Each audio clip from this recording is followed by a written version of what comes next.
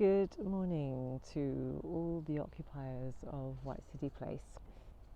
Another week, another week of connecting with you, communicating this way. Look, I'm here to take you through some meditation. I have decided to bring you outside today for many reasons, actually. But I'll just talk about what I do generally in these sessions in case you haven't met me before. So I talk for a little bit, and usually each week there's a different theme around the meditation because there's so many different avenues to meditation and so many different concepts about it and so many different ideas.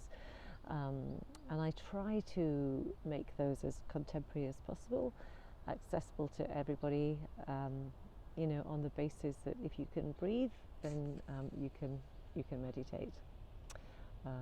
Eckhart Tolle is famous for saying that one focused in and out breath is meditation. So therefore, if you can breathe, you can meditate. So that's what I do, and for about 15 minutes, 20 minutes maybe talking, and then we'll go into meditation together. And I will guide you through that. And so each week there's a different theme. And yes, today I thought, I'll bring you outside. Really for a few reasons. One is that I'd like to encourage you to take your meditation outside whenever you get the chance. It's such a beautiful place in nature to meditate. It's more that you're closer to the essence of who you are. You're in the earth. You're in amongst it. You're in amongst nature. But this is just one of many places you can meditate. You can meditate anywhere. You can even do a moving meditation, which I may well do in one of the weeks coming up. I might do a moving one just to illustrate that you can actually do that. But the main reason that came to me today for doing it outside is sound. So when you're sitting in your living room or your bedroom or wherever you would normally try and meditate or meditate successfully, there are different sounds. There are either sounds of your neighbours above you or to the sides of you, or traffic outside, or maybe the hum of your dishwasher, or people in your house, anything at all. Especially in lockdown, you become more aware of those internal noises. Obviously out in nature. I'm in a park, so that's the ideal place in nature, but you could be walking down the street, as I said earlier, doing a moving meditation. But sounds will always come into it. And one of the many topics that I've covered on these sessions is, of course, that the mind follows the breath and the breath follows the mind. That's one thing. But also that you have there's this concept about having to empty your mind of thoughts. You don't have to do that. You are designed to think. Your brain is designed to think, so you can't shut it down completely from thought. But what you can do is not get attached to those thoughts. So you don't roll into the narrative of those thoughts that take you away from your meditation. And the reason I bring that up is because I think it's the same with sound. Back to the full circle to what I was talking about the sound. So when you hear sounds, whether you're in the park or in your room at home, everything is accentuated. Those sounds are a lot louder. And when the sounds are louder, well, you've shut down one of your senses because you've closed your eyes. Sorry, I should have said that at the beginning. When you've got your eyes closed, the sounds are far more apparent and exaggerated. They seem to be exaggerated, but your focus is just there more. So when you are amongst sound, And especially when you start trying to meditate, if you're new to the game, then you might struggle with that as being a distraction. Now, I like to think of those distractions as a little bit of a challenge and a lesson in meditation. So a little bit like the thoughts, you don't need to get attached to the sounds. So they work in the same way. And whatever your focus might be in the meditation, which of course I will guide you through, but whatever that might be, when you get a sound coming in or a thought, the idea is to go back to whatever your focus is, usually the breath. So I usually start off doing some breath exercises to calm the mind. So when you understand that the mind follows the breath and the breath follows the mind, if you know that by breathing a certain way, and that's usually slower and longer on the exhale, then you can calm down your mind. So that's what we do at the beginning, and we do some of the breaths will be even-sided, in that you will breathe in for a certain count. Let's just say you breathe in for 5, you would breathe out for 5. So you keep it even. And this is what we call coherent breathing, when both sides are even. We'll do a little bit of that as well. But the way to calm the mind is the longer exhale, and sometimes holding the breath at the top of the in-breath, sometimes at the bottom of the out-breath. And just that little pause is like a little kind of suspension. Some people believe that that's the real you when you're in that little pause. I like to think of it as some kind of suspension, some kind of nothingness, just a space of infinity, even for 2 seconds. So there's lots of different ideas around what it is, and the reason I like to give different themes each week and different ideas of getting into meditation is that you've got to find your own unique way. So it's got to be the things that resonate with you through the practice that work best. And you will find that, and it will probably change as well. As your meditation changes and you get more into it, you'll find different methods yourself, things that work, things that you resonate with. So sounds are really interesting, and where I am in the park, you have people walking by. Not many at the moment, which is really nice and quiet. But there are pigeons, a lot of those. And there are also lots of squirrels. And so when I close my eyes and I hear the sounds, I never really know whether it's a person or a squirrel or what it might be. And there's an element of trust when you're meditating outside. And that alone is interesting, all right? So you're kind of so much more attuned with your surroundings and the sound and your senses with your eyes closed. So it's exaggerated, and you just don't get attached to it. You just let that go and come back to whatever your thoughts, not your thoughts, whatever your focus might be for the meditation that we'll go through. So I'm just saying all this up front so that you have a bit of an idea. And the other thing is, hopefully you'll get into your own regular practice. I mean, I'm on this platform once a week, but if you can try and take a meditation session every day, that's when you'll start to notice a little bit of a difference. And you have to do it every day because you are reinforcing the neurotransmitters in your brain. You're strengthening that will and that suggestion and that practice all at once, just by showing up every day. And especially when you first start, you'll find that a bit of a challenge, finding the time, which once you start meditating and find the time, you'll think that that was crazy, because you'll always have had 5, 10, 15 minutes, 20 minutes of your day to change things around. It's probably going to be less swiping left and more time dedicated to meditating. I hope, anyway. But that's one thing. And then the other thing is that, finding time. And the other thing is that when you first sit down to meditate, I think some people expect just to arrive there in the zone the minute they sit down. It just doesn't happen like that. It's true that the more experience you have, and that's just practice, there's no skill involved. I just want to be clear about that. There is no skill involved. You are the master of your own ship.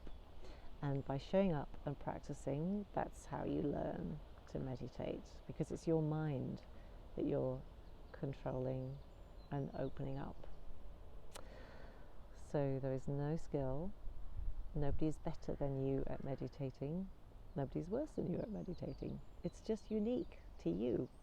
So that's why it's important to find your own unique way. So that's one thing. And so arriving, you're not going to just arrive when you sit down. So in the same way as when you sit down to meditate or sit down to do anything, you kind of shuffle around a bit, to get comfortable into a comfortable position. It's the same with your mind, with meditation. So you'll have lots of thoughts circling around. And it just takes a while for them to settle down and to accept that you're sitting somewhere where you're going to be quiet for a while. It just takes a little while. So even if you find you have a monkey mind going bananas every time you sit down, you can't quieten it, just show up for your practice. Just sit there, accept. So I want you to get this idea of acceptance into your practice. So, i.e., whatever happens, whether you have a monkey mind or you don't manage to calm the monkey mind, accept where you are.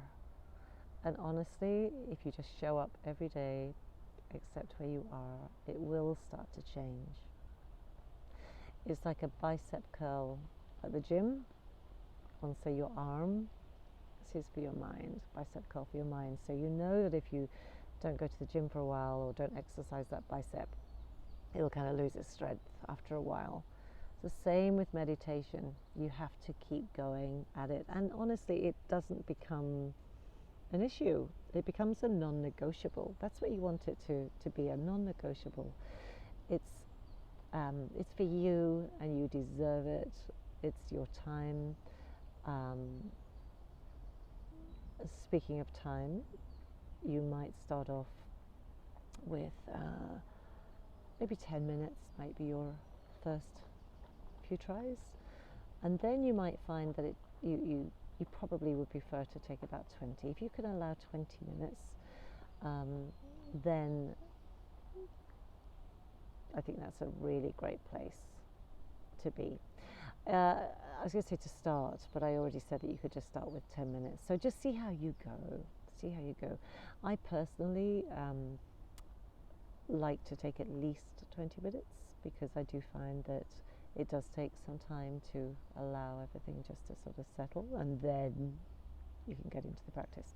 So I think I started saying this earlier on, but the way we'll do it is I will take you through some breathing exercises, and then we'll have some sort of, I call it the space between. You have conscious breath, where you are following a certain amount of breaths per in and per out, or holding the breath. Those are the conscious breaths, and I will name them as we do them so that you understand the difference. And then when you let go of the conscious breathing, that's what I like to think about, that pause that I talked about, that space between, that kind of suspension, that kind of held space. So we'll be doing a little bit of that as well. And then I think because I'm in the park, I'm going to take you um, on a virtual journey. I'm not going to make it a walking one. I'm just going to sit in this chair, but I'll take you through a little journey in the park. But you'll see exactly what I'm talking about once we start. Okay, so the main thing is get comfortable. The other thing I'd like to say is if you're new to meditation, it's really good to move around, move your body. A lot of people link yoga and meditation together. So if you're doing any of the classes on this platform with yoga, with Dora, you might want to take the meditation after that.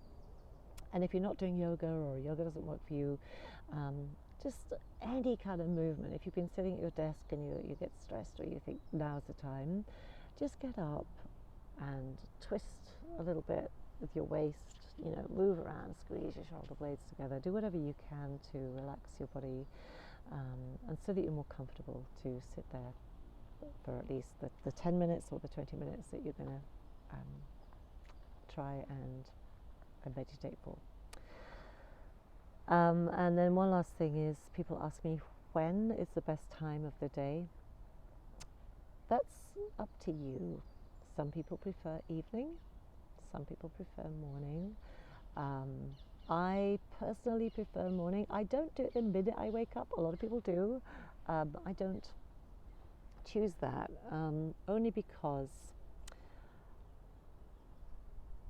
I won't go into this whole reason for it now in terms of the science behind brain waves, but when you've been asleep, you're very much in your theta and delta brain waves by the time you wake up. And so that's you're very relaxed already. I like to get up, make my breakfast, acknowledge the day, and then start meditating. So I usually choose, around sort of 10:30, 11 o'clock in the morning. But that's just me. It doesn't always fit into people's working day like that. So it might be lunchtime, it could be evening. A lot of people like evening. So you choose what feels right for you, and then try and stick to that time each day if you can. And if you can't, for some reason, something pops up that stops you doing it that day, at that time, then just find another time. And if it's really, really tight for time, and you're on your way or you're in between various things, do it then. Break it up into segments, whatever you can do to start training your mind into meditation. All right, well, let's go for it. And I don't know what sounds might be picked up. It's reasonably quiet at the moment here. Sometimes I think if the sun came out more, you'd probably hear the birds singing more. So that might happen through the meditation, is to see. But really it's about you and your space where you are right now. So just get really nice and comfortable. Close your eyes. And just let everything just really, really soften here. So we're going to do a little bit of a body scan. So however you're sitting, even if you're sitting cross-legged on the floor, or up against a sofa, or on the sofa, or on a chair, or in bed, wherever you are, just take the attention to your feet. And just see if you can soften the toes, the inner arches, the heels, moving up to your ankles, your calf muscles, just softening there, letting go. Your knees, the muscles below your knee, above your knee, behind your kneecap. So many little muscles, just letting go of them. Moving up to your hip on both sides, softening there. Letting go of your thigh muscles.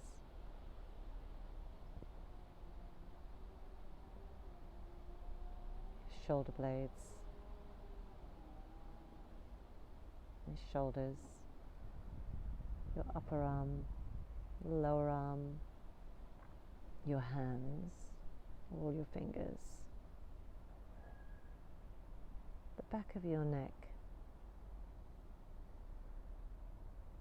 The lower base of your skull, the crown of your head, your brow line, the frown line, and your eyes, allowing your eyes just to sink into their sockets, your ears soft, and your jaw. So if you're not sure if your jaw is relaxed, you can always clench it and then let it go. Then you'll really feel the difference. The whole body just nice and easy, relaxed. Then bring your attention to any outside sounds. They could be around your living space, it could be in your living room, the bedroom, wherever you are. It might be a clock ticking. It might even just be the buzz of your laptop, your washing machine. It might even just be your own breath.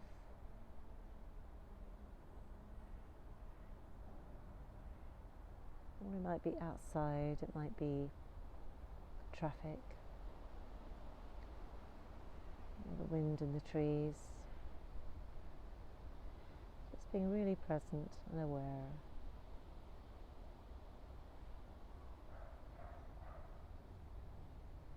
And then really focusing on your breath without doing anything, just allowing your breathing to be as natural as it wants. So there's no control. Your brilliant body knows exactly how to breathe naturally without any conscious thought from yourself. You just become this third-party observer, just watching,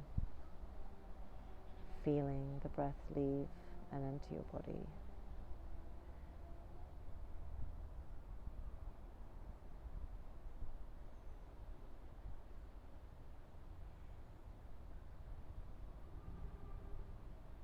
Softening into all your muscles, into your bones.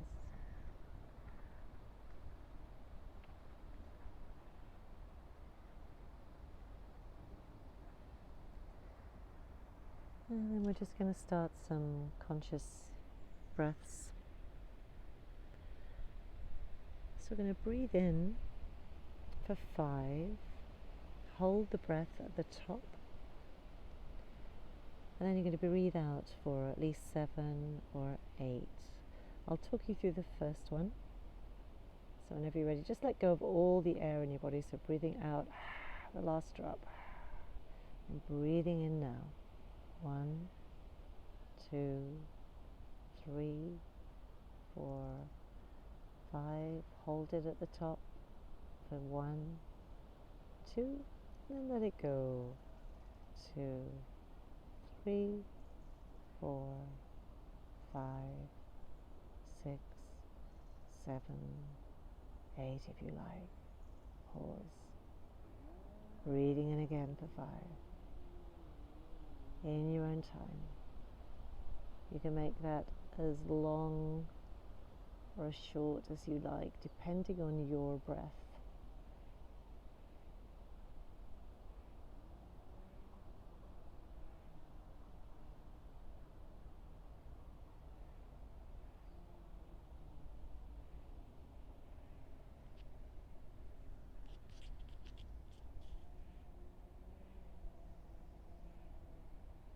When you're ready to go again, you just keep going. Just for maybe a couple more.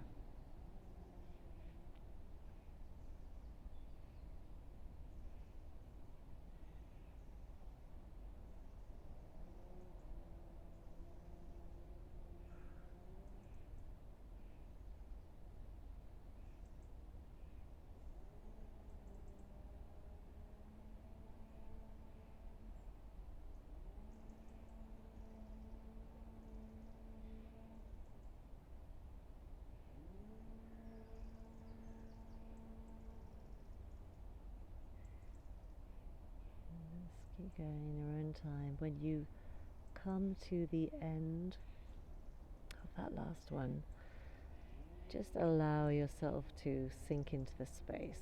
Don't think about anything, don't worry about your breath, just sink as if you're sinking into a nice big comfy beanbag or a comfy chair, just letting go of that conscious breath, feeling the stillness, the softness of where you are.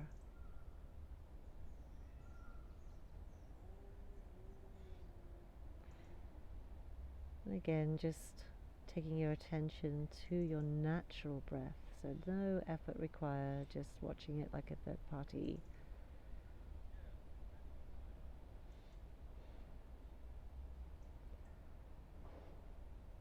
And then we're going to take it into square breathing. So you'll be breathing in.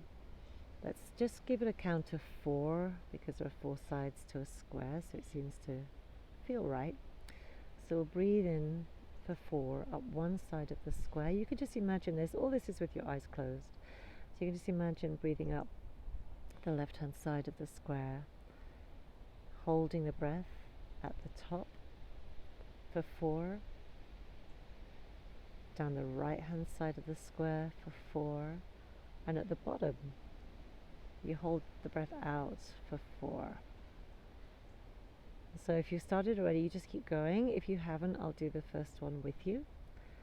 So when you're ready, breathing in, 2, 3, 4, hold the breath across the top of the square, 3, 4, down the right hand side, 3, 4, and at the bottom hold it, 2, 3, 4. Breathing in again for 4, up the left hand side. You just take it away in your own time. You can make those squares as big or as small as you like. You might find you can expand a little bit, maybe to 5. Just remember each side has to be the same. The held breath is the same as well, so just be aware of that. You just monitor your own breath, what works for you. You can make the squares smaller again if it gets too tiring.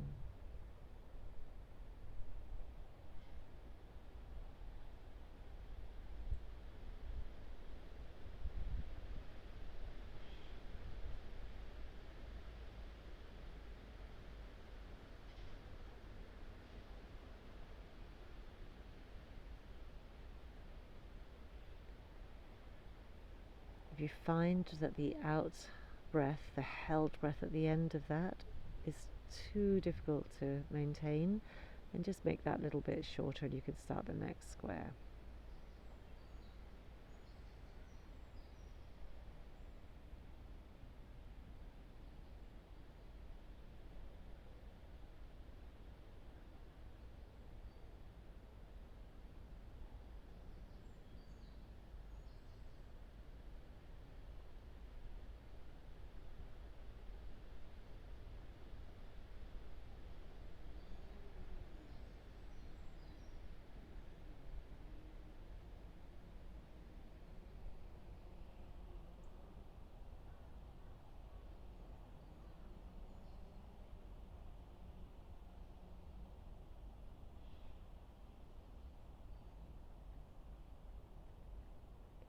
Just taking 2 more squares in your own time. If you need to have a rest, of course, just stop and take that rest.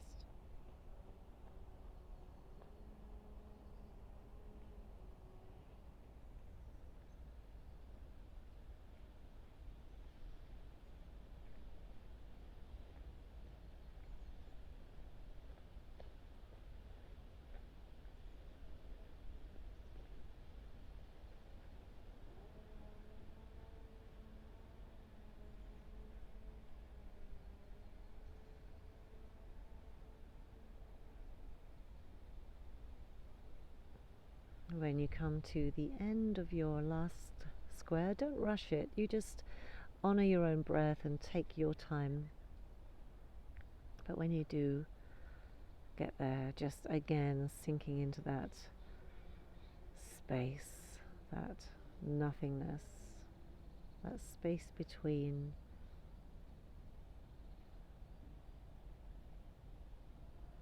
Just allowing yourself that stillness, just being aware of how the breath is, how your body feels.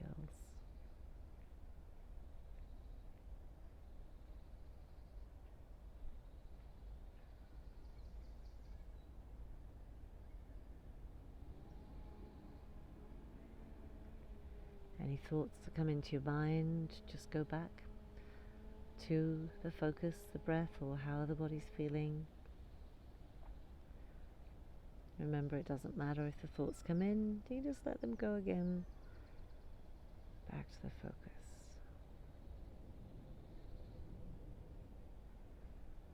Now just do one more conscious breath exercise. This time, I want you to imagine there are 9 steps, but the 9 steps are broken up into 3 sets of 3. And at the end of each set of 3, you pause and hold your breath for a couple of beats, and then you take the next 3 steps, you hold your breath for a couple of beats, and then you take the last 3 steps to the top. And then you come all the way back down from 9, counting backwards, but really slow on that out breath. And the idea is that with the first 3 steps, you're breathing into your belly. The second 3 steps, you're breathing into really your chest. And then the third, the last one, you're just kind of topping yourself up. So you feel the whole torso expanding. You might even feel your rib cages expanding out to the side as you really fill up with the in-breath, and then you come back down the stairs really slowly on that out-breath, counting back from 9. So I'll take you, if you haven't already started. If you have, just keep going. That's absolutely wonderful. But if not, I'm going to go with you. So just let all your breath out. Start climbing the stairs. Breathing in. 2, 3. Hold it there. 1, 2. Breathe in some more. 1, 2, 3. Hold that. 1, 2. And again. 1, 2, 3. You're at the top of the stairs. Hold that in for 2. And then all the way out really slowly. 9, 8, 7, 6, 5, 4, 3, 2, 1. Take a normal breath. Don't even try and breathe consciously. Just breathe normally. And then we'll go again. Breathing in. 2, 3. Hold it. Breathe in again. 2, 3. Hold it. And again. 2, 3. Hold it. And out. 9, 8, 7, 6, 5, 4, 3, 2, 1. Breathe normally here. So just doing that a few more times in your own time. Making sure you always take a rest each time you come back down the stairs. You just go back to your regular unconscious breath, and then you start again. And while you're doing that, just really noticing how the body reacts when you take a slightly deeper breath, whether you feel the chest expanding. Also noticing how much or how little breath you take in for the first 3 steps, because you've got 2 more breaths after that to fill up without emptying out. So you might need to kind of take a few shots at it to monitor your pace and the amount of volume of breath that you take in each time. So it's a little bit of a focus there, getting the balance right.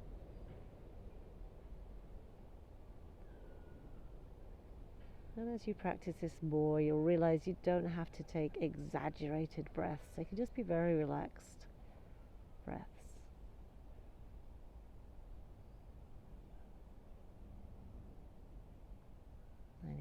thoughts or sounds that distract you, just come back to climbing the stairs.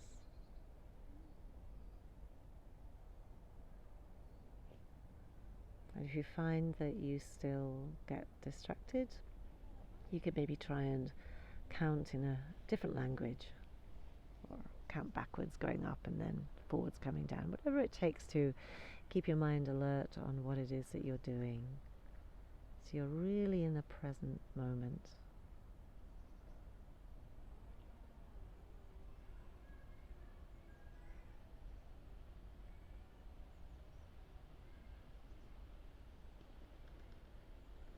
So just taking one more stair climb.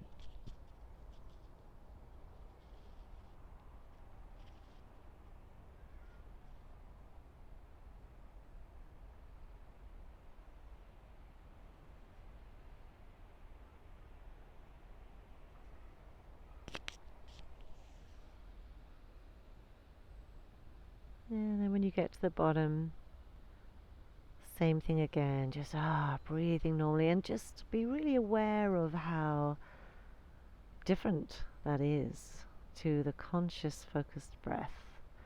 It really is just like letting go and sinking into nothing, just nothing, that space of nothingness, space between, pause button.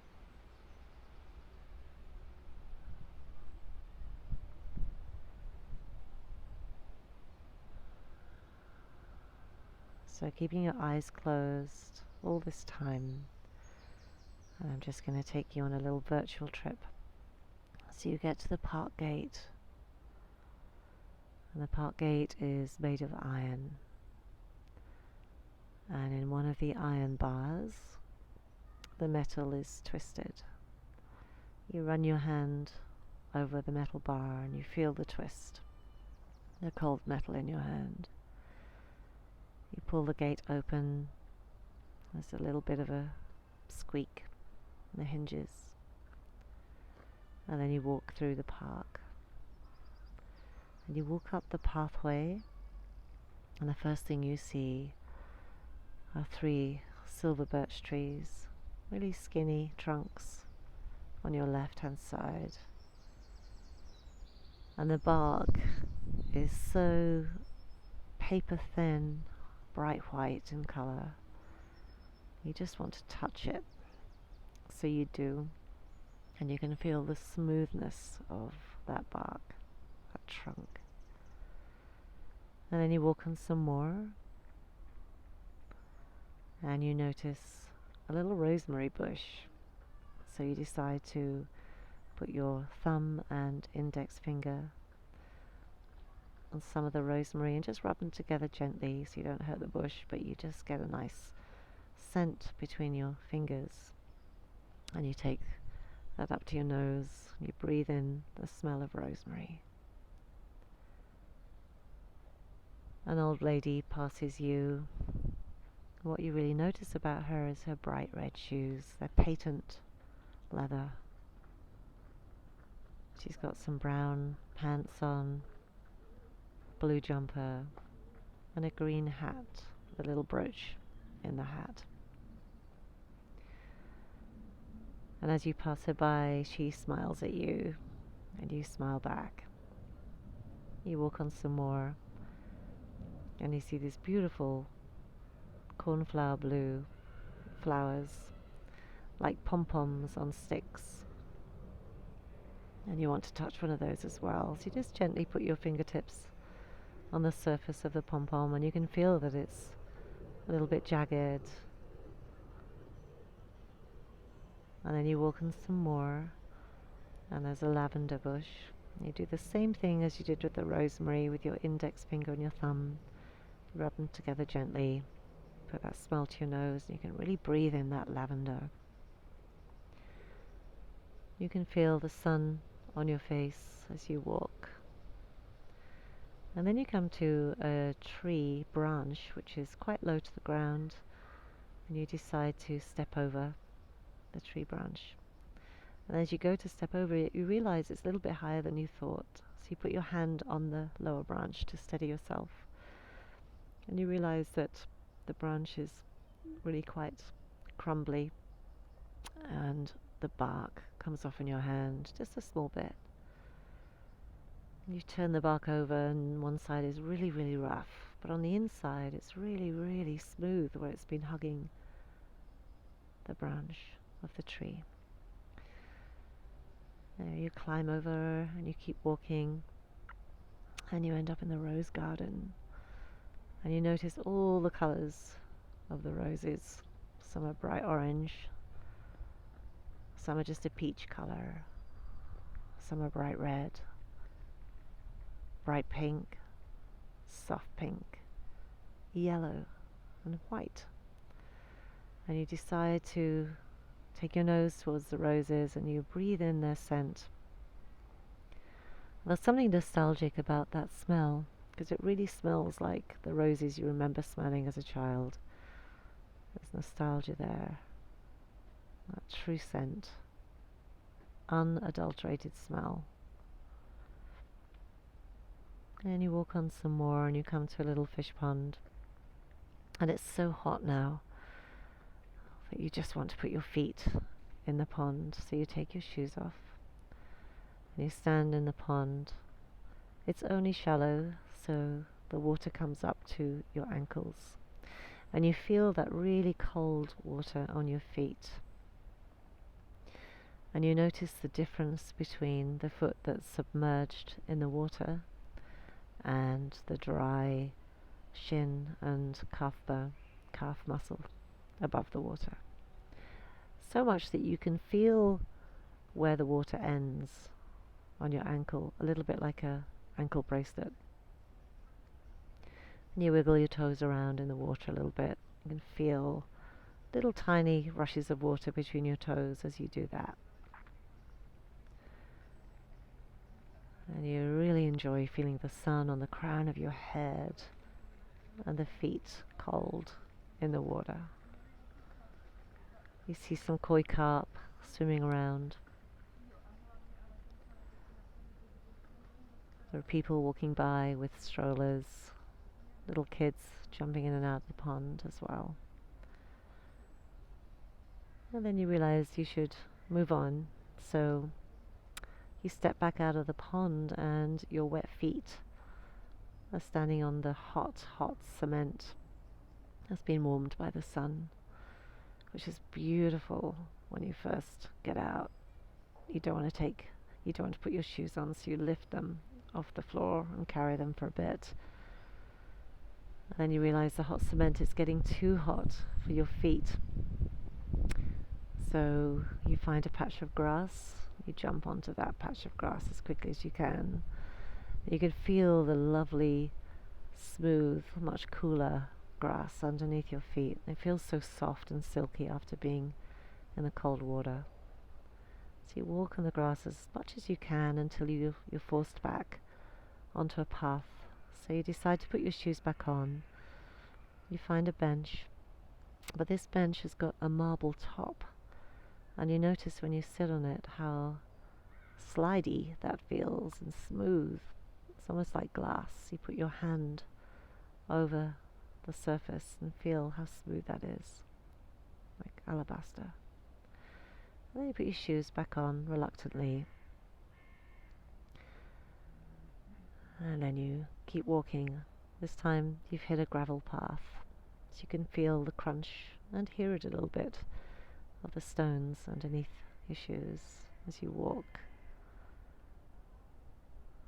Keep walking, and then you find that you're in amongst the trees, and the hot sun, the bright sun, is causing a beautiful dappled light as it filters through the leaves, and that makes you look up and see lots of different shades of green coming through the leaves. These big, big trees that have been there for hundreds of years, seen so many stories. All the different shades of green that the sun is allowing through this mottled light. You marvel at that beautiful bright lime colour of the brightest leaves, right through to the darkest green. And then you trace your eyes down the trunk, the rough bark, and notice some mossy dark green slurs down the bark, all the way down to the really big roots that are so rooted into the earth. They go way beyond where you could even see, underneath the ground. And little tiny mushrooms around the bottom of the tree. And then you decide to go and sit down on a park bench. And you see one just ahead of you. And you run your hand along the wood and feel that lovely warmed wood by the sun. But you feel little kind of scratches in the wood where people have engraved their names. You decide to sit down. And when you sit down on that park bench, you recall everything that you saw. So you go right back to the beginning, when you went through the park gate, the metal gate with the twist. And just see how much you can recall as you sit there on that park bench. All the little memories of all the little experiences you just created in your mind. Seeing what you can remember.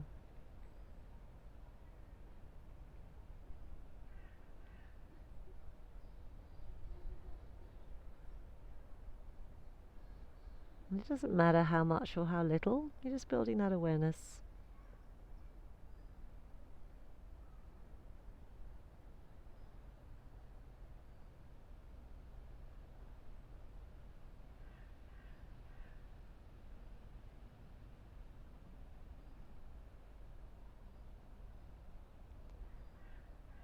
And then I just want you to let all of that go. Forget about it. Let it go. And bring yourself back to you in your space, still with your eyes closed. But just bring your attention back to what you can see behind your eyelids. What colors are showing up for you, what shapes. It can look a little bit like a lava lamp. You know, the little blobs of color that come and go. Or it might just be one full blurry color, or you might have some defined lines. Just whatever comes up behind your eyelids. Allowing yourself just to get lost in what you can see.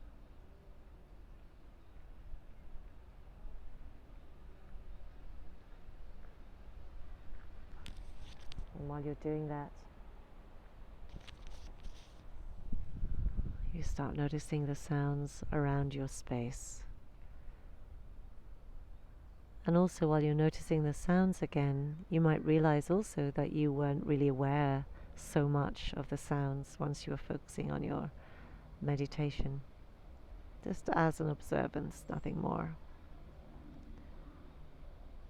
And you slowly bring yourself back into your body, noticing how you're sitting, how your muscles are feeling, how your breathing is. The breath that you probably weren't aware of when you were going through the park with me. Your wonderful breath just doing its natural thing without any force or control.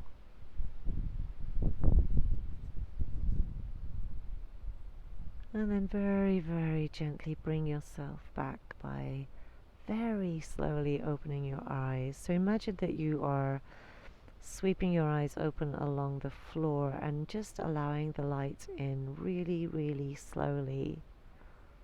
Really slowly. And you take in your surroundings.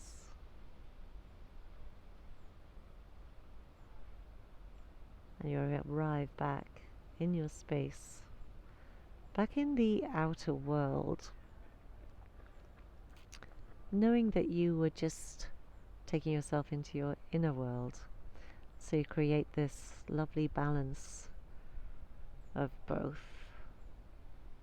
And know that you can come back to this space, this idea of the inward self, anytime that you choose to, even when it's not a meditation time. Maybe just, if you've meditated in the morning, or you wait till the evening, whatever that might be, but as you're going through your day, if there's just little pauses that you could just kind of connect with yourself again in this way, just by slowing down the breath with the out breath, and just taking yourself into a little bit of present awareness. So welcome back, everybody. I hope you've enjoyed being outside with me today. Another reason I wanted to do it here outside is to give you that idea of walking through the park, so that the next time you do walk through a park, or even outside on the road, it's noticing what's around you and taking stock of every single thing that you pass, and really stopping to quite literally smell the roses. So I hope that helps you, and I will be here next week, so I look forward to seeing you all again then. Have a beautiful week. Thank you.